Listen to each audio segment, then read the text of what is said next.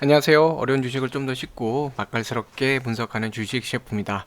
네, 금요일 장도 끝났네요. 그래서 이번 한 주도 좀 변동성 많은 한 주였는데 한 주 동안 또 이렇게 매매하시느라고 고생 정말 많으셨습니다.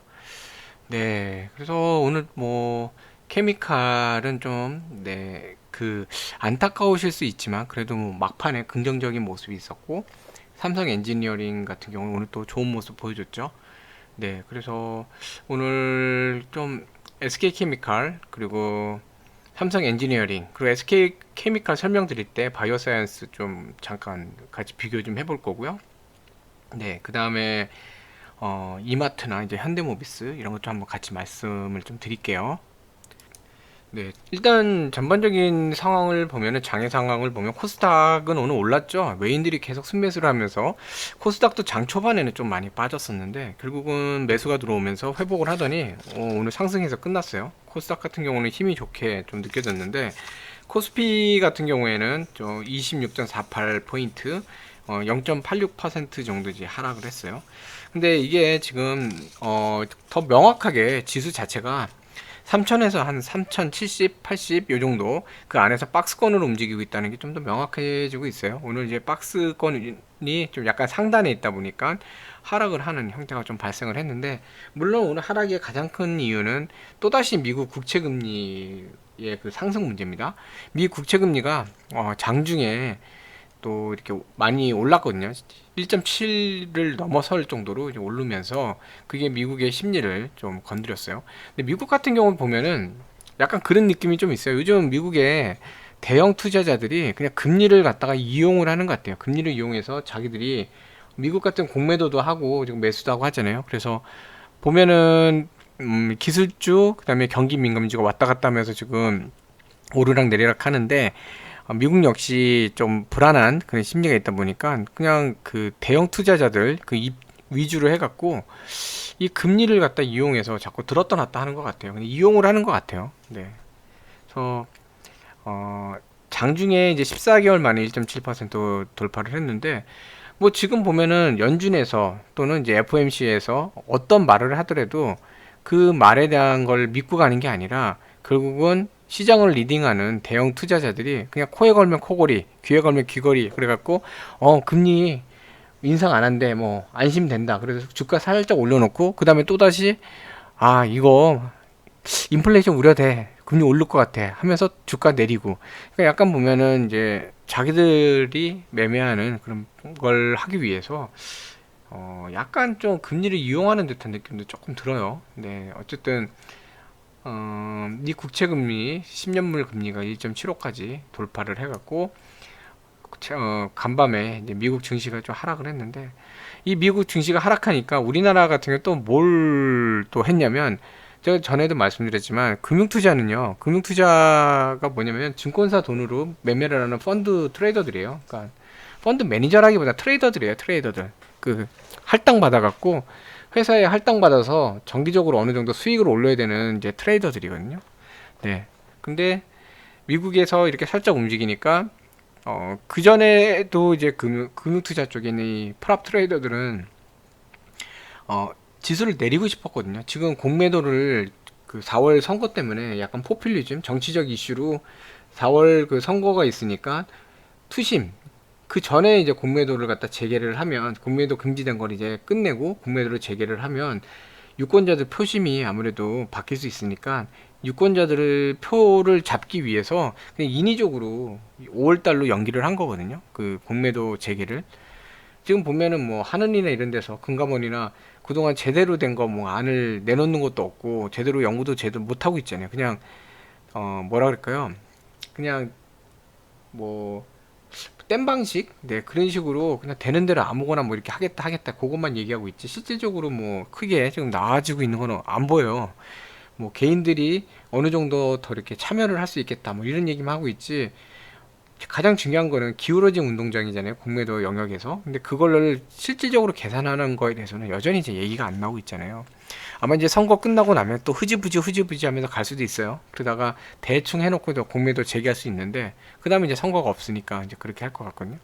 근데 아무튼 이제 그런 모양새로 이제 가다 보니까, 어, 아무래도 이제 그 프랍 트레이더들이나 이런 쪽에서는 공매도를 할 수가 없잖아요. 지금 그런 상황이다 보니까 지금은 기존에 이제 공매도를 했던 그런 가격도 있고, 그리고 어찌됐건 공매도가 없는 상태에서 뭔가 안정적으로 수익을 내려면 종목들이 좀 내려와 줘야, 그 주가가 내려와야 저가에서 매수해서 다시 그러니까 수익을 내고 매도할 수 있는 이런 전략을 쓸 수 있어요. 자기들은 어쨌든 할당된 그 수익률을 올려야 되니까 이제 그런 전략을 좀 써야 되니까, 미국 증시가 흔들리자마자 바로 오늘 금융투자 막 매도를 막 쏟아냈죠. 그래서 오늘 하락에, 지수 하락에, 그리고 종목들 대형주도 하락에 가장 큰 영향을 줬던 거는 사실 금융투자예요. 뭐 외인들하고 연기금 매도도 있었지만 사실 금융투자가 앞장을 서서 많이 했거든요. 그래서 어쨌든 오늘 기간 순매도가 또 1조 넘게 나왔죠. 1조 넘게 나오면서 지수 하락하고 대형 종목들 많이 하락을 했는데, 어쨌든 이게 요즘 이제 금리를 대형 투자자들이 그냥 이용을 하는 듯한 느낌이 있어요. 미국도 이용하는 듯한 느낌이 좀 있고, 예, 그런 것 같아요. 그래서 뭐 그런 식이잖아요. 어쩔 때는 뭐 경기가 개선되는 상황에서 인플레이션이나 금리 상승은 당연한 거다. 뭐 그 정도 당연한 거고, 경기가 뭐 회복되고 경기 상승하는 거에 주목을 해야 된다. 그러니까 뭐 성장주, 그러니까 실적주, 경기 민감주나 실적주 중심으로 접근하면 좋다. 뭐 그렇게 얘기하면서 사실 또 지수를 올렸다가 금방 또 금리 때문에 되게 걱정이 많아, 인플레이션이야, 그래서 이렇게 내렸다가, 어떻게 보면 같은 맥락이에요. 금리가 이제 경기가 발전을 하면서 경기 민감주들, 그러니까 경기가 회복할 때 거기에 연결되어 있는 것도 있죠. 쇼핑도 그렇고 뭐 대형 마트, 여행, 관광, 그리고 뭐 기본적으로 식료품도 그렇고 이제 경기 회복을 해야 되니까 건설도 그렇고 여러 가지 할 게 많잖아요. 근데 그거 관련된 기업들이 실적이 올라가겠죠. 실질적으로 실적이 있는 데들, 카더라가 아니라 그런 데들이 이제 좋으니까 주가가 이제 상승을 할 거예요. 주가가 상승하면 대형주다 보니까 지수도 올라가겠죠. 그래서 그렇게 해서 지수가 올라간다고 해갖고 사실 다우도 그렇고 이렇게 올라갔던 이유가 이제 그런 건데, 근데 또 갑자기 또 근데 인플레이션이 우려가 되고 금리가 우려가 돼. 사실 경기가 발전하면서 자연스럽게 인플레이션이 어느 정도 생길 수밖에 없어요. 그리고 소비 심리가 회복되니까 어느 정도 생길 수밖에 없고, 그에 따라서 약간 그 국채금리 수익률도 어느 정도 이렇게 좀 바뀔 수밖에 없어요. 이게 당연한 건데, 당연한 얘기를 놓고 한 번은 경기 회복이다라고 강조를 하고, 한 번은 금리 인상이다라고 강조를 하면서 넣다 뺐다 하는 거예요. 지금 이거를 대형 그러니까 대형 주체들, 대형 매매 주체들이 좀 이용을 하면서 좀 하는데, 우리나라 같은 경우 이제 금융투자가 그걸 좀 많이 이용을 하고 있는 것 같아요. 네. 그래서 장중에 3022.49까지 내려가기도 했는데 이제 뭐 어느 정도 회복을 하고 끝났죠. 그러니까 이걸 봐도 지수 하단을, 이제 박스 하단을 일단은 3000 정도는 지금 지지를 하고 가는 것 같은 모습이에요. 기존의 금융투자는 2800까지 빼고 싶었잖아요. 빼고 싶었는데 중간에 이제 외인 매수세도 있고 뭐 여러 가지 좀 상황들이 있다 보니까 자기도 목표는 달성 못했어요. 못했고 지금 3000 정도를 이제 베이스로 놓고 가고 있는 것 같은데, 어찌됐건 현재 박스는 한 3000에서 3070 또는 약간 위로 잡는다 그러면 3000에서 3080 그 박스 안에서 지금 움직이고 있는 것 같아요. 예. 그래서 이게 조금 그 지수가 약간씩 내려가면 그러면 또다시 이제 반등세가 나올 수도 있는 그런 상황이죠. 그래서 그런 거 좀 살펴보시면 좋을 것 같고, 자, 기관의 강한 매도세, 외국인의 매도 우위. 근데 사실 오늘은 기관이에요. 금융투자 쪽. 네, 프랍 트레이더들이 매도 주문을 내놓은 게 사실은 컸죠. 장 초반부터 좀 어려웠죠. 네.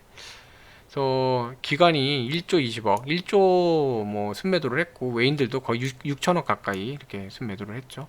또 간만에 개인들이 1조 넘게 이렇게 순매수를 했어요. 오늘 이따 보여드리겠지만 간만에 개인 매수 금액이 10조를 넘어갔거든요. 그동안 좀 많이 침체돼 있다가 10조를 넘어갔는데, 그럼 약간 투심이 살아났다는 그런 긍정적인 모습을 또 볼 수도 있을 것 같아요. 어느 정도 이제 저가 매수의 기회가 왔다라고 보는 그 투자 심리도 있는 것 같거든요. 그런 면에서는 좀 긍정적으로 보여요. 네. 뭐 철강, 화학 뭐 이런 데들 떨어졌고, 자 보시면은 뭐 목재, 이제 운수 창고 제가 몇 번 말씀드렸던 데죠. 이제 광물 쪽도 그렇고, 이제 경기 회복에 따라서 가는 데들. 자, 철강 금속은 최근에 또 많이 오르기도 했고, 네, 그래서 그런 것도 있고, 전기전자는 약간 이게 기술적으로 해갖고 그동안 지수가 상승하는데 견인을 했던 데라 약간의 조정폭은 나올 수밖에 없을 것 같아요. 그래서 이런 부분이 있는 것 같고, 뭐 삼성전자, 이제 전기전자가 떨어졌으니까 삼성전자 뭐 이런데, 하이닉스, 네이버, LG화학, 네.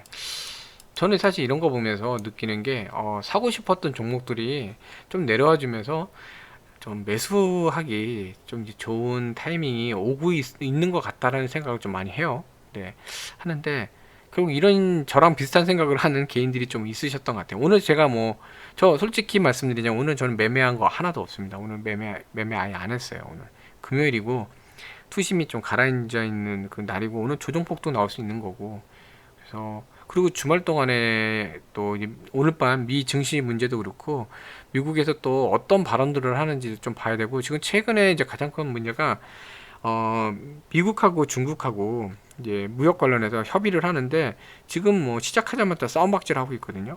그래서 예전에도 미중 무역 전쟁 때문에 세계 증시가 흔들렸는데 아직까지는 이제 미국 대표단과 중국 대표단이 조금 싸움박질 하고 있는 상태라 좀 그것도 지켜볼 필요도 있어서 사실 저는 그래서 매매를 안 했어요. 안 했고 나중에 이번에 뭐 만약에 매매 안 했는데 그 월요일에 확 날라간다? 그러면 뭐 이번 기회 아니니까 다음 기회 오면 매수하면 되죠. 그러니까 안 했어요. 예.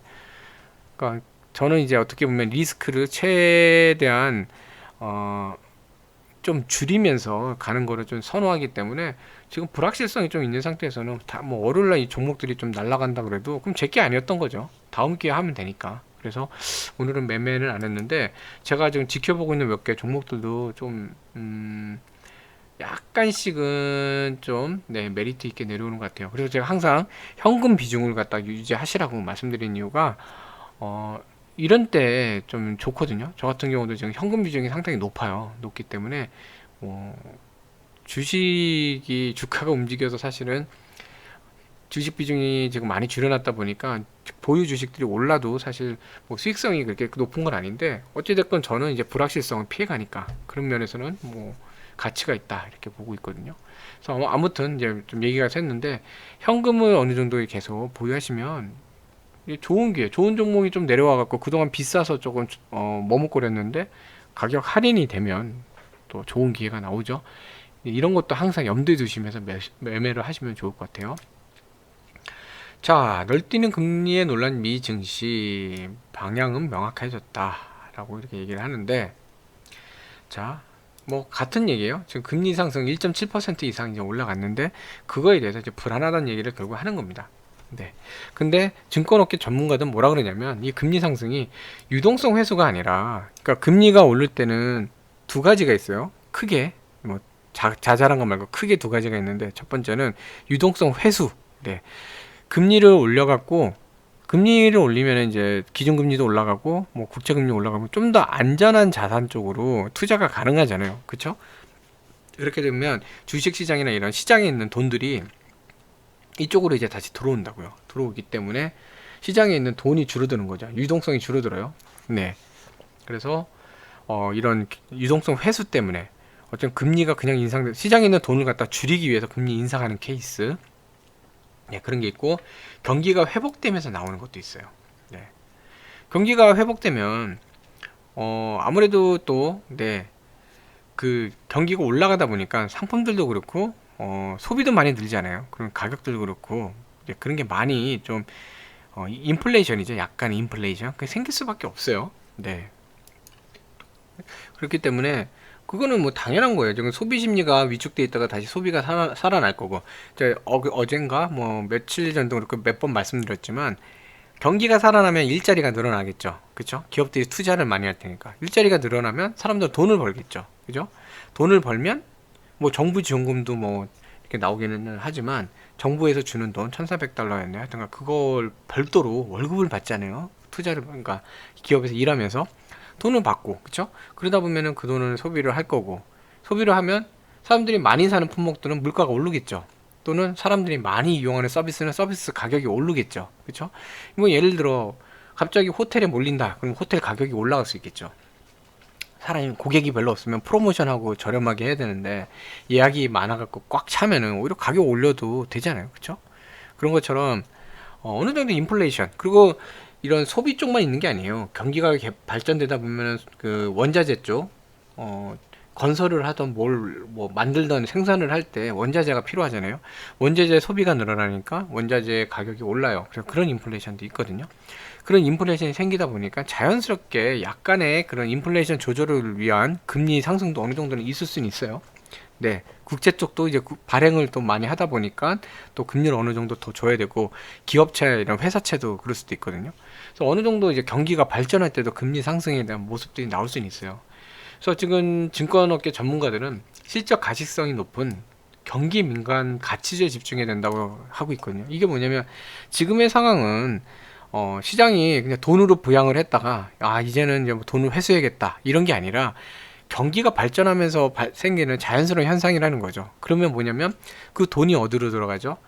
네, 경기를 다시 활성화시키는, 경기 회복하고 경기를 발전시키는 거기에 관련된 데에 돈이 들어가겠죠. 뭐 건설도 그렇고, 네, 어떤 도로공사 하는 데도 그랬을 거고, 새롭게 이제 생산 설비 이런 하는 데도 그럴 거고, 그다음에 소비재 쪽도 그럴 거고, 그런 관련된 데들이 있잖아요. 그쵸? 여행업도 그렇고, 뭐 운수업, 창고 뭐 이런 데도 그렇고, 물리죠. 뭐 다양한 부분이 이제는 실질적인 그 실적으로 나올 거예요. 기대 가치가 아니라 눈에 보이는 실적으로 갈 거거든요.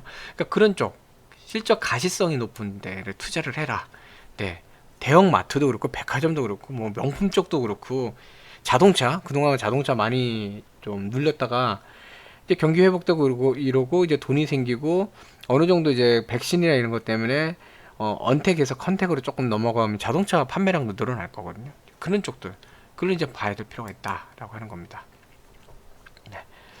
그래서 금리가 뭐 이렇게 됐는데 아까 말씀드렸지만 뭔가 이제는 대형 투자자들이 이걸 이용을 해 먹는 것 같기도 해요. 근데 그런 것도 있는데 뭐 어떤 발언을 하도 자기들 마음대로만 움직이잖아요, 그렇죠? 그래서 방향성이 이제 명확해졌는데 금리 상승 앞도하는 경제 성장률, 기업이 모멘텀에 근거한 상승 추세를 재개할 거다. 결국 뭐냐면 금리 뭐 오르는데 금리보다 더 크게 기업 실적이 좋아질 거라는 거죠. 그러니까 금리 상관없이 어쨌든 기업이 돈을 더 많이 벌 거고 더 많이 발전할 거니까 그냥 그런 기업에 투자를 하는 게 더 이점이 있다라고 보는 거죠. 네. 그래서 여기서는 이제 대신 같은 경우는 인터넷 2차 전지, 그리고 그다음에 반도체, 자동차 같은 경우 제가 볼 때도 그동안 눌려 있었기 때문에 얘네들은 기저 효과도 있기 때문에 자동차 괜찮아 보여요, 제가 볼 때도. 그리고 반도체는 전장화도 그렇고 여러 가지 부분에서 좀 많이 수요가 있다 보니까 뭐 반도체도 종류가 많긴 하지만 그걸 잘 분석하셔 갖고 접근하시면 이쪽도 뭐 괜찮은 것 같아요. 네. 그래서 유동성 회수가 아니라 경기 회복 신호다. 네. 그래서 어쨌든 경기 민감 가치주에 주목할 필요가 있다라고 지금 이렇게 얘기를 많이 해요. 그러니까 저도 이제 그동안 이제 이런 말씀 많이 들었는데 경기 민감주 일부는 좀 이렇게 담아두시는 것도 또 괜찮을 것 같아요. 자, 그래서 오늘 지수 자체는 아까 말씀드렸지만 이 금융투자가 보세요, 1조 넘게 오늘 매도를 하면서 오늘 지수 하락을 견인을 했어요. 외인들도 사실은 오늘 그동안 좀 잠잠하다가 오늘 4조 넘게 이렇게 매도를 했죠. 외인들도 매도를 했는데 어쨌든 금융투자 오늘 매도 좀 많았고, 연기금 또다시 이제 1조 넘게, 전에 말씀드렸지만 지수가 그때 한동안 어느 정도 이렇게 좀 올라줄 때, 약간씩 이렇게 올라줄 때, 요럴 때가 이 매수가 좋아서 올랐던 게 아니라 매도가 줄었기 때문에 올랐었어요. 제가 몇 번 설명드렸지만 매도량이 줄었었거든요. 실제로 이제 연기금 같은 경우도 1조도 안 되게 매도한 적도 있었잖아요. 그쵸? 1조 아래로. 금융투자 이런 데도 뭐 적게 매도하고, 외인들 같은 경우도 뭐 2조 얼마까지도 갔었고 3조 뭐 이렇게. 근데 이제 확 늘어났죠. 그쵸? 매도량이 늘어난 거예요. 매수량 자체가 큰 변화가 준다기보다 매도량이 늘어났어요.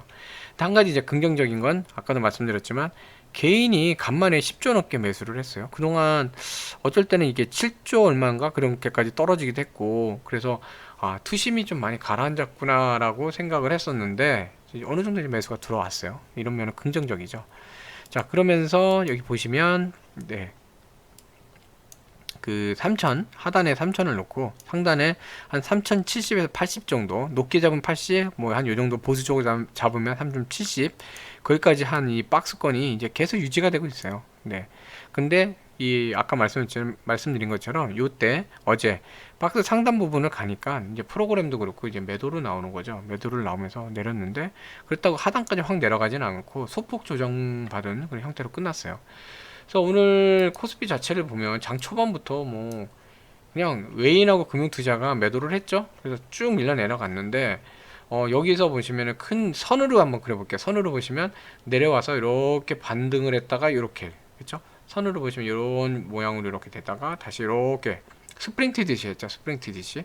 자, 여기서 이제 중요했는데 여기서 또다시 이쪽으로 밀려 내려오면서 흘러내리면 대형주도 그렇고 좀 더 빠질 수 있었거든요. 근데 요 정도 선에서 오늘 이제 지지 라인을 잡았죠.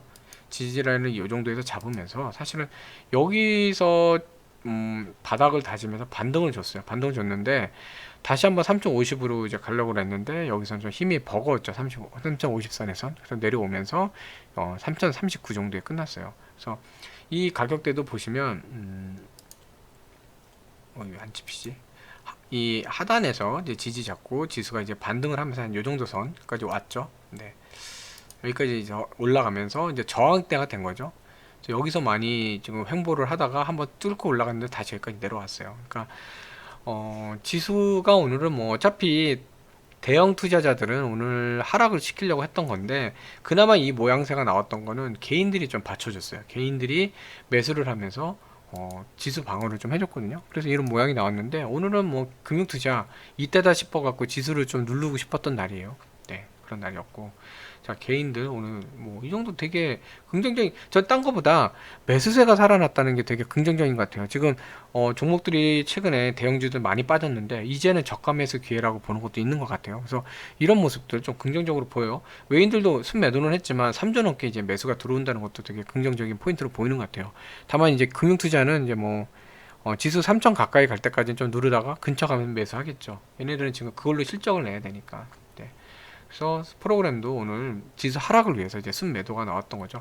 뭐 당연한 게 외인 기관당 지금 매도를 늘렸기 때문에 프로그램은 매도가 나올 수밖에 없어요. 그래서 보시면은 그 전에 이제 200 몇십만 이렇게 있던 게 오늘 340 이렇게 넘어갔죠. 네, 이런 것처럼 오늘 매도량 자체가 많이 늘어났었거든요. 네. 네, 이거 뭐 단위는 어쨌든 천주 단위입니다. 제가 그냥 하기 편하게 그냥 340만 했는데 요게 4천이에요. 이렇게 잡았던 거고. 네, 그래서 뭐 순매도 32만 이렇게 해서 좀 갔죠.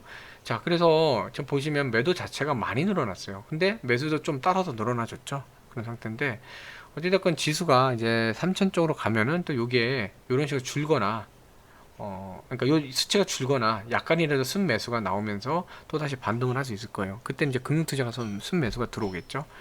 자, 연기금 또 이제 3일 연속으로 또 순매도예요. 전에 말씀드렸지만 하도 언론에서 기록 세운다 그러니까 한 이틀 눈 가리고 아웅하는 식으로 하더니 또 다시 매도 일변도로 가고 있죠. 그러니까 언론을 피하기 위한 그런 거고. 자, 그래서 이런 상황이고요. 네. 자, 개별 종목 보면은 SK케미칼 오늘 좀 빠진 걸로만 보면 좀 안타까워 보이실 수 있을 것 같아요. 근데 제가 이제 말씀드릴 때 30만원 깨지면 좀 많이 돌아가야 되고 좀 골치 아프다고 말씀드렸는데 비중을 어느 정도 줄여 두시는 것도 좋기는 해요. 30만원 하단에서는. 근데 못 하신 분들도 계실 것 같은데 어찌됐건 막판에는 되게 좋은 모습이 나왔거든요. 네. 왜 JP모건은 마치 무슨 자전거래 하듯이 자기가 사고 팔고 주고받듯이 이렇게 나오긴 했는데 일단 오늘 전반적인 상황을 좀 보시면 이 그 매도량을 볼 때 외인들도 그렇고 뭐 개인 다 있는데 외인들 같은 경우 전체 거래량이 요 정도 수준으로 빠졌죠. 그러니까 어제보다는 많이 줄었어요. 그렇죠? 어제보다 많이 줄어들었고 한 그저께 정도 요 정도 수준으로 지금 바뀌었는데 매도를 보면 외인들이 조금 늘렸어요. 외인. 그렇죠? 근데 금융투자 전체를 보면은 매도량이 좀 줄었어요. 왜? 투신이 매도를 줄였거든요. 자, 그래서 이제 줄어든 건데 연기금을 보시면 매도량은 또 많이 줄였죠. 그러니까 지금 금융투자 같은 경우는 오늘 지수를 내리고 싶었기 때문에 대형주들에 대해서는 조금 매도가 있었는데 전반적인 상황을 보면 이 종목 자체도 여기서 더 뺄 필요는 없을 것 같다라는 그런 뉘앙스가 좀 많이 나와요. 네. 기관은 사실 오늘 거의 매수 안 했죠. 네, 매수 안 했고, 또 외인들은 또 어느 정도 보시면 매수량을 늘렸어요. 외인들은요. 그쵸? 그래서 이 매도도 늘렸지만 매수도 늘려놨죠. 네, 그런 상태고, 어, 그래서 전체적인 그 상황을 보면 거래량은 이제 줄어든 상태인데 개인은 뭐 약간의 그 순매도, 외인이 좀 순매수, 기관. 근데 연기금이 이 정도 이제 했고 보험, 금융투자. 그래서 어떤 한 주체가 강하게 누르거나 또는 강하게 사거나 이렇다기보다는 전반적으로 오늘은 장 사정이 그러니까 얘가 오늘 같은 날 반등을 할 만한 그런 부분이 있진 않았어요. 왜냐면 바이오사이언스가 오늘 이제 하락했죠. 따상하고 이제 바로 실패하고 하락을 했는데 뭐 관심 자체가 SK케미칼과 바이오사이언스 중에는 바이오사이언스에 좀 같은 상황에서 걔가 아침에 내려가니까 얘도 뭐 그럴 수밖에 없었던 상황이었죠. 자, 보시면 이제 아침에 오전에 이 시초가 그 시가 자체가 많이 내려가서 29만 3천. 저는 이거 보고 아침에 좀 되게 깜짝 놀랐던 게, 아니 뭘 이걸 이렇게 개파락까지 해서 얘를 뺐어야 되나. 네, 금융투자가 그렇게 했죠. 금융투자가 이렇게 했는데, 아 뭘 이렇게까지 뭘 했어야 되나 했는데 어찌됐건 내려와서 좀 초반에 그냥 아예 갭으로 떨고 갔고, 그쵸? 거의 뭐 28만원 29만원도 깨버리고, 네, 여기까지 쭉 내려왔어요. 그쵸? 거기가 한 자, 내가 가격을 한번 볼게요. 28만 6천원 정도 되네요. 여기요, 28만 6천원 선. 그쵸? 여기가 제일 많이 빠졌으니까 28만 5,500원, 네, 그 정도 선까지 초반에 뺐어요. 네, 뺐는데 이 종목도 아예 그렇게 뺄 거면 확 빠졌어야 되는데, 보시면 차트에 대한 그 어떤 전체적인 흐름을 보시면요, 오늘 자, 이 안에 갇혀 있잖아요 지금. 그죠? 주가가 요 안에서 움직이다가 끝났어요. 특히 오전장 지나고 나면서 오후장으로 갈수록 요 안에서 가다가 끝났거든요. 요 안에서 그냥 계속 했는데 28만원, 28만 몇천원, 그러니까 29만 하단에서 끝날 줄 알았는데, 이거 동시호가에 이렇게 올라갔어요. 동시호가에 이 가격 28만 6천원에 있었던 가격이요, 거의 하나 둘셋넷다 일곱 여덟 호가를 올려치면서 끝났거든요. 되게 강력하게 올려놨어요. 보시면 제가 요걸 하나 띄워놨는데, 여기에 있었던 주가가 이 지금 매수도 거의 없죠. 여기 있었던 거를 또르르 끌어올려서 여기까지 올라간 거예요. 여기 있던 매도를 다 먹어치우고 여기까지 올라왔거든요. 이 동시호가 때 벌어졌어요, 이게요. 자, 28만 6천원에 있던 주가가 동시호가 때 거의 10만 2,600 이 정도 이제 체결이 됐는데, 그 상황에서 8호가를 위로 올려쳤거든요. 그러니까 지금 이 상태에서 더 빼는 게 빼는 건 아닌 것 같다라는 그런 이미지가 좀 있었던 걸로 좀 보여요. 자, 그래서 보면은 SK바이오사이언스 오늘 외인들은 거의 손 털다시피 완전히 매도를 했거든요. 그렇죠? 기관도 뭐 투신이야 이런 데 매도가 많았어요. 오늘 뭐 개인이야 손바뀜이 있으니까 뭐 더더욱 그렇긴 할 텐데, 단타들 들어오고 막 그러잖아요, 이런 종목들. 근데 외인들이 오늘 보시면 이 매수량에 비해서 매도가 상당히 많아요. 되게 많이 매도를 하고 나갔고, 이제 연기금이 어느 정도 이제 그 매수를 많이 해줬는데, 연기금 보시면 이렇게 많이 매수를 했잖아요. 근데 금융투자를 보시면 오히려 매도를 많이 했어요. 투신도 보세요. 그러니까 오늘 보면 기관들이 뭐 보험은 뭐 이렇게 됐지만, 기관들이 기본적으로는 매도를 하고 좀 나가는 듯한 모양새를 많이 줬고, 연기금만 매수를 했고, 실질적으로 외인들 같은 경우는 매도량이 많죠. 네, 자, 이런 상황인데, 사실 그 뭐 저는 이제 상장한 지 얼마 안 된 종목은 그렇게 뭐 기술적으로 보진 않아요. 얘가 주가가 자리 잡기 전까지는 어떤 게 맞는 주가다, 어느 위치가 좋다 이런 게 별로 없기 때문에 그걸 보진 않는데, 자, 어떤 케미칼 설명을 위해서 잠깐 보여드리는 거예요. 장 초반에 어쨌든 상승해서 시작을 했는데 19만원까지 올려쳤지만, 사실 19만원에 대해서 오늘 보면은 부담감을 느낀 거예요. 19만원까지 해서 올라가기에는 아직 가격적으로 좀 부담이 있다. 자, 그래서 여기서 부딪혀 갖고 내려온 겁니다. 내려왔는데 반등을 했다가 쭉 미끄러졌어요. 이 차트를 보시면 반등했다가 쭉 미끄러졌어요. 그쵸? 쭉쭉쭉 좀 미끄러졌거든요. 근데 케미칼을 보시면 이 영향으로 보면 장 초반에 같이 내려왔어요. 네, 같이 내려왔는데 여기서 횡보했죠. 내려간 게 아니라 횡보했다 올려쳤어요. 그쵸? 29만 원 위로 올려쳤어요. 8호가를 위로 올려쳤는데 얘 같은 경우는 오히려 막판까지 빠졌죠. 네. 반등 신호가 빠졌어요. 이런 상황이에요.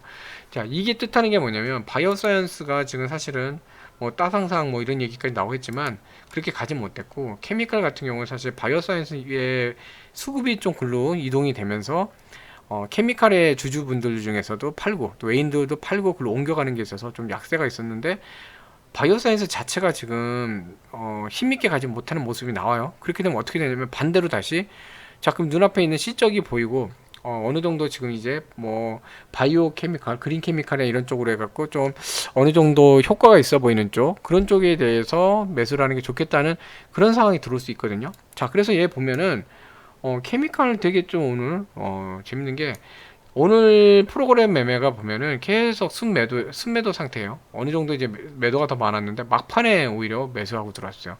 그러니까 프로그램 매매 자체도 막판에 올라오고 그랬거든요. 그러니까 이 월요일 날은 한번 좀 기대를 해볼 만할 것도 같아요. 이제 케미칼 쪽으로 이제 순수하게 더 집중이 되는 거. 바이오사이언스가 계속 따상상상상 이렇게 가면요. 지금 채널에 이제 바이오사이언스 주주분들도 계시기 때문에 좀 조심스럽고, 또 그런 분들한테는 조금 이게 잠깐 좀 죄송스럽긴 하지만, 지금 케미컬을 분석하는 거기 때문에 케미컬 중심으로 말씀드린 거라 그건 좀 이해를 좀 부탁드릴게요. 양해를요. 그래서 제가 뭐 바이오사이언스에 대해서 나쁘게 말씀드리거나 좀 안 좋은 걸 이제 하려는 게 아니고, 지금 바이오사이언스는 제 기준에서는 지금 뭐 종목 분석을 할 수 있는 상황이 아니에요. 상장하자마자 종목은 원래 자기 자리가 어딘지 모르기 때문에 분석하기 어렵거든요. 그래서 걔에 대한 종목 분석하는 건 아닙니다. 지금 절대 아니고 케미칼을 설명하면서 이제 말씀드리는 거예요. 참고로. 자, 뭐 그런 상황이고요. 그래서 좀 양해를 부탁드리고요.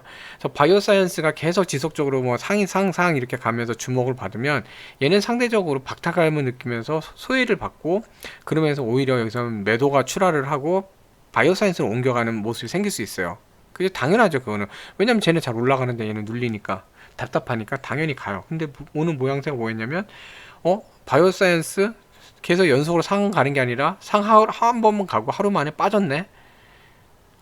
이게 지금 그렇게 전에처럼 공모주 상장했을 때 막 크게 먹고 그런 상황이 아닌가? 그렇게 되면 뭐냐면요, 오히려 바이오사이언스에 대한 투심이 약해지고, 자 그렇게 되면 오히려 지금 투자부터 해갖고 어떤 실적 개선으로 가고 있는 케미칼로 다시 한번 옮겨 타볼까라는 얘기가 나올 수도 있는 거예요. 그래서 투심의 이동이 그렇게 될 수 있거든요. 그렇게 되면은 오히려 케미칼 입장에서는 오늘 상황이 빠지긴 했지만 호재로 작용할 수 있고, 오늘 평균 5% 빠지고 있었거든요. 그냥 마지막에 이렇게 회복을 했잖아요. 그러니까 월요일에 대해서는 좀 기대를 해볼 만할 수도 있을 것 같아요. 네, 근데 일단 그 간밤에 미국 증시 상황 봐야 될 것 같아요. 근데 결국은 이제 미국의 대형 투자자, 이 주포들이 또 어떤 식으로 이제 금리 갖고 또 장난질을 할지 그걸 좀 봐야 될 것 같아요. 그래서 지금은 약간 금리를 갖다 하나의 이제 핑계거리로 해갖고 미국 자체가 지금 대형 투자자들이 그냥 지수를 들었다 놨다 하고 있는 상황이라, 그 상황을 보면서 지금 보면 금융 투자 갖고 따라서 움직이거든요. 그러니까 그런 부분도 참고로 하시면 좋을 것 같아요. 그래서 케미칼 오늘 빠지긴 했지만 빠진 상황에서는 그래도 조금 양호한 상태라 그래야 될까요? 좀 이 표현이 좀 그런데 그나마 좀 다행이다. 네. 좀 안 좋은 상황에서도 그래도 조금 다행인 모습들 그런 게 나왔으니까, 간밤에 어쨌든 뉴욕 증시 상황이 좀 괜찮게 흘러가면 월요일날 좀 이렇게 반등을 해주는 모습을 좀 봐야 될 것 같고요. 다음 주에 같은 경우는 꼭 주중에 30만원 회복을 해야 돼요. 케미칼 이제 30만원 회복되면 그 다음부터는 재생 플라스틱부터 리사이클, 뭐 그린 바이오 이런 것 때문에 그린 케미칼 이런 쪽 얘기가 계속 나올 것 같거든요. 그래서 그런 걸 바탕으로 이제 조금씩 주가가 움직여주면 좋을 것 같습니다. 그래서 그런 모습으로 좀 보시면 될 것 같고요. 네. 그 다음에 이제 삼성 엔지니어링. 네, 엔지니어링. 삼성 엔지니어링 오늘 13,500원 위에 있는 것만 해도 큰 성과예요. 네. 뭐 딴 거 뭐 볼 거 없어요. 얘는 지금 13,000원 위에서 그냥 버텼다. 요거 하나만 갖고도 큰 성과입니다. 그것도 양봉으로 버텼어요. 음봉도 아니고 양봉으로 버텨낸 거. 이거는 되게 좋은 성과예요. 자, 멸치 오늘 많이 계속 팔았죠. 네. 계속 멸치가 오늘 그냥 매도를 했어요. 외인 매도에 앞장을 섰죠. 멸치가 했는데 JP모건이 또 막판에 이렇게 좀 매수가 들어왔어요. 강하게. 그렇죠? 그래서 이런 부분들 오늘 외인들 순매도인 거 아까 보여드렸잖아요. 외인들 오늘 시장에서 순매도인데 JP 모건이 또 막판에 이렇게 했어요.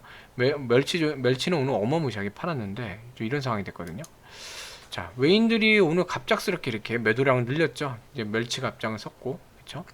그런 상황이었고, 매도 자체만 볼 때는 이 금융투자가 어쨌든 금융투자는 오늘 지수 내리고 싶었어요. 아까 말씀드렸지만 얘네들은 실적을 내야 되는 거고 그걸 위해서 오늘이 이제 기회였기 때문에 지수를 내리고 싶었던 거고. 자, 외인들 어쨌든 오늘 뭐 매수도 좀 많이 했죠. 매수도 이런 그 JP 모건도 그렇고 해서 매수 많이 들어왔는데 기본적으로 연기금이 요즘 계속 매수를 많이 하고 있어요. 연기금 쪽이. 네. 요게 연기금의 어떤 상황도 좀 지켜보면 좋을 것 같아요. 연기금이 기본적으로 순매도를 많이 하잖아요. 시장에서. 근데 이 종목은 지금 보시면 3일 연속으로 지금 순매수고 연기금이 어제 오늘 좀 계속 많이 사고 있거든요. 그러면서 투신과 금융투자의 매도량을 갖다 여기서 다 커버링 하고 있어요. 그래서 오히려 순매수 상태로 가고 있고 뭐 외인들 같은 경우 뭐 이만큼 들어왔던 거 이제 상쇄된 거죠. 이때 순매수, 이때 순매도 이렇게 상쇄되는 건데 뭐 개인들 최근에 좀 순매도를 하다가 이제 어느 정도는 괜찮지 않을까. 어제 말씀드렸지만 어저께 좀 악성 개인들 중에 조금 이제 매도를 하려고 하는 또 단타 이런 사람들 그 악성 매도물이 좀 빠진 것 같아요 어저께. 그러면서 거래량도 약간 어제에 비해서 줄어들고 그러면서 저 개인도 순매수가 되면서 주가 자체가 좀 올랐죠. 네. 그래서 모양새도 보시면 13,500원 살짝 빠지긴 했었거든요. 오늘 13,350원까지 빠졌었는데 잘 올라왔어요. 그리고 전체적인 오늘 장 추세를 봐도요. 그 장 초반에 그 시초가 자체가 15,000원, 13,500원에서 시작을 했거든요. 여기 13,500원이 까만 선이요. 했다가 밀려났어요. 그러니까 이 13,500원인지 고질적인 문제가 또 생기나 그랬거든요. 고질적으로 자꾸 빠지는 문제. 그래서 좀 걱정을 했었는데 보시면은 오늘 하루의 주가의 흐름, 그러니까 어떤 그 투자자들 간의 머리 싸움이라 그럴까요? 그 흐름을 보시면 이 봉들 보세요. 기본적으로 13,500원을 놓고 자 다시 내려야 돼 아니면 올려야 돼 이걸 많이 이제 오늘 거의 장의 대부분은 이 싸움으로 거의 끝냈어요. 자, 얘 13,500원 아래로 이제 올라왔으니까 다시 내려가야지 뭐 이런 걸 한 거죠. 그동안 보면 고질적으로 이 13,500원에서 올리기만 하면 13,500원 아래로 또 내리고 마치 누군가가 일부러 그러는 것처럼 13,500원만 넘어서면 또 내리고 이랬거든요. 그래서 오늘도 모습을 보면 장 초반 시초가 자체가 13,500원 만들어 놓고 빼버렸어요. 그리고 최저가로 13,350원까지 뺐거든요. 뺀 상태에서 반등을 하죠. 13,400원으로. 여기서도 계속 갈팡질팡하고 있었어요. 그런데 다시 13,500원 돌파 시도를 했고 돌파를 했어요. 돌파하자마자 또 떨어졌죠. 그리고 또다시 13,500원 위로 했는데 또다시 밀려났고 그 다음에 또다시 13,550원 올려놨더니 또 밀리고 그러다가 계속 이제 올리고 내리고 이게 지금 반복이 되고 있었거든요. 한호가 이제 13,450원과 13,500원이 계속 오전 내내 그 오후 이제 점심시간 직후까지 내내 이렇게 싸우고 있었어요. 근데 올려놨더니 또 지지냐 아니냐 놓고 계속 싸움박질하고 있었죠. 근데 장 후반으로 갈수록 결국 이 싸움에 대해서 13,500원 위에 있어도 되겠다 라고 하면서 점점 이렇게 가더니 마지막에 13,700원으로 끝났죠. 네. 동시호가에서 두호가가 뛰었어요. 점프하면서 이 매물대 상단으로 올라가면서 13,700원으로 가면서 끝났어요. 오늘 모습 자체가 자 보세요. 이럴 때는 이제 하락장세 때 그 추세일 때 말고 이제 반등할 때 보시면 반등해서 올라가고 13,500원 올라가면 바로 내렸죠. 13,500원 이번에 이때 장대 양봉이었는데 올라갔더니 바로 또 그만큼 해서 원래 가격으로 뚝 떨고 났어요. 이때도 올라갔는데 갭으로까지 하면서 돌파 시도를 했더니 또 밀려났어요. 그 다음에 여기서 또 밀려났어요. 자 보시면 다 음봉이에요. 올라가고 나서 다 음봉이죠. 하면 밀리고 하면 밀리고 이런 상황이었거든요. 근데 이번엔 반대로 이 위에서 13,500원을 시초가를 밀어냈더니 막 밀리다가 다시 올려놨어요. 힘 자체가 이제 위로 또 어느 정도 힘이 나오는 거예요. 자, 여기서 월요일도 자리 잡으면요. 그 다음에 이제 14,000원 향해서 이제 돌파 시도 들어가는 거예요. 14,000원. 다음 목표죠. 네. 이렇게 차근히 가게 되는 겁니다. 그래서 오늘 사실 되게 이쁘게 자리 잡았어요. 여기서는 이쁘게 자리 잡았고, 어느 정도 이제 13,500원에서 4호가 정도도 이제 여유가 생겼기 때문에 여기서 잘 버텨내면 돼요. 이런 장대 음봉만 생기지 않으면 됩니다. 두 번이나 그랬죠. 요것만 안 생기게 잘 버텨내면 돼요. 근데 전에도 말씀드렸지만 얘가 이렇게 무리하면 안 된다 그랬죠. 조금씩 올라갔다 그 다음에 이제 갭으로 돌파할 거라고 제가 한번 설명드린 적이 있는데 이렇게 하면요 중간에 에너지가 너무 많이 소모가 돼요. 그러니까 그 에너지가 다 하니까 밀리고 똑같죠. 에너지가 너무 많이 소모되니까 못 버티고 내려오는데 차근차근히 올라가니까 어느 정도 버틸 만한 거죠. 조금씩. 그래서 제가 항상 그 반등 종목 할 때 에너지를 아끼면서 천천히 가는 게 좋다고 말씀드린 게 이런 케이스입니다. 그래서 이번에는 이렇게 에너지를 소비하면서 간 게 아니기 때문에 어느 정도는 버틸만 할 것 같아요. 에너지 소비라는 게 뭐냐면요. 여기 있는 매도물을 다 사주고 올라왔잖아요. 한 번에요. 여기 있는 다. 그러면은 매수도 어느 정도 정해져 있는 건데 중간에 매수를 할 수 있는 그런 자금력도 그렇고 그런 걸 다 소비를 하는 거예요. 그러니까 여기 올라와서 딸리는 거죠. 근데 이런 경우에는 그동안 살살 사서 올라왔기 때문에 이 정도 올릴 때는 그렇게 많이 소모가 되지 않잖아요. 그러니까 좀 더 여유가 생기는 거죠. 자, 이래서 이렇게 말씀드렸고 두 종목만 좀 살짝 보고 좀 마무리 짓겠습니다. 자, 현대모비스 이걸 뭐 한 분이 궁금해 하셔갖고 설명드리는 건데 얘는 장기로 보셔야 돼요. 장기. 네, 무조건 이거는 단기보다는 장기로 보셔야 되고 이제 본격적으로 전기차, 자율주행차 관련해서 실질적으로 어떤 데이터들이 나오기, 매출이나 이제 영업 데이터들이 나오기 시작할 때 그때는 주가가 많이 올라가 있을 것 같아요. 제가 볼 때. 근데 단기적으로는 조금 장 상황도 안 좋고 그러니까 흔들리는 건데 얘는 뭐 수급이나 이런 거 문제가 아니라 이건 장기로 보셔야 되는 종목이에요. 이거는 단타 칠 종목이 아니에요. 장기로. 네, 보셔야 되는 거고 뭐 지금 보면은 뭐 그래도 단기 보시는 분들 계실 수 있으니까 기간 쪽이 좀 매도를 늘렸어요. 네, 뭐 연기금은 뭐 비슷한 수준인데 오늘 금융투자가 지수 하락시키려고 하니까 금융투자가 이제 늘려놨거든요. 근데 한 3만 천 정도 늘어났는데 금융투자 그 정도 4만 정도 늘려놨잖아요. 그쵸? 그러니까 금융투자 때문에 이렇게 된 거예요. 그리고 외인들이 오늘 조금 매도량을 늘려놨네요. 그쵸? 근데 매수도 늘렸기 때문에 사실 외인들에 대해서는 큰 뭐 문제는 안 될 것 같아요. 그래서 오히려 순매수 상태고 연기금 같은 경우도 어쨌든 매도량은 이제 비슷하지만 매수 자체를 좀 늘렸기 때문에 전반적인 분위기가 여기서 30만원 지키면서 반등을 하려고 하는 그런 분위기가 좀 있어요. 그래서 이 같은 경우는 그냥 30만원 딱 여기 지금 여기 돌파 시도를 하는데 그 하단에 한 요 정도 네 거기 뭐 특별하게 잡은 게 없네요. 여기 상승한 데까지 여기 네 요 정도 선이네요. 자, 요 정도 선 지키는지 보시면서 30만원 돌파가 제일 중요한데 바닥은 그 하단은 28만 7천원 정도를 지지하는지 보시면서 이거 깨지면 더 내려갈 수 있거든요. 이렇게 그러니까 28만 7천원 지지하는지 보시면서 여기도 보시면 이렇게 반등을 했죠. 28만 7천원 선을 보시면서 매매를 하시고 그렇지 장기로 가야 돼요. 뭐 장기로 가야 되는데 단기로 보시는 분들은 30만원 돌파하고 나면 전에 한번 여기서 이제 횡보됐던데 그 상단 31만 2천원 정도인데 한 31만원 정도까지 30만원을 돌파하면 31만원 정도까지 바라보시고 단기로 보시면 돼요. 근데 저는 이거는 장기로 보시라고 좀 추천드리고 싶습니다. 좀 길게 보셔야 돼요. 이거는 그냥 묻어둘 종목이에요. 사서 묻어놓는 종목. 네. 자, 그 다음에 이제 경기 민감주 중에 경기 회복이 될 때 수혜를 좀 볼만한 거 그런 거 중에 하나가 이마트인데 이마트가 요즘 뭐 네이버하고 네 이렇게 좀 네이버하고 지금 같이 이제 협업을 하잖아요. 어제도 설명드렸지만 신세계그룹이 네이버랑 같이 동맹이 됐죠. 동맹이 되면서 이제 아마존 타도 아마존 하면서 나갈 건데 그런 면에서 이마트가 네이버의 어떤 온라인 기술력도 이제 시너지를 받을 수 있고 성장성 제가 볼 땐 괜찮다고 봐요. 그리고 경기 회복되고 어느 정도 이제 백신 이렇게 접종하면서 언택에서 이제 컨택 이제 비대면에서 대면으로 가면서 이마트 쪽의 수혜를 많이 좀 볼 수 있을 것 같아요. 네. 그래서 뭐 구독형, 네, 구독이라는 게 결국은 깜짝이야.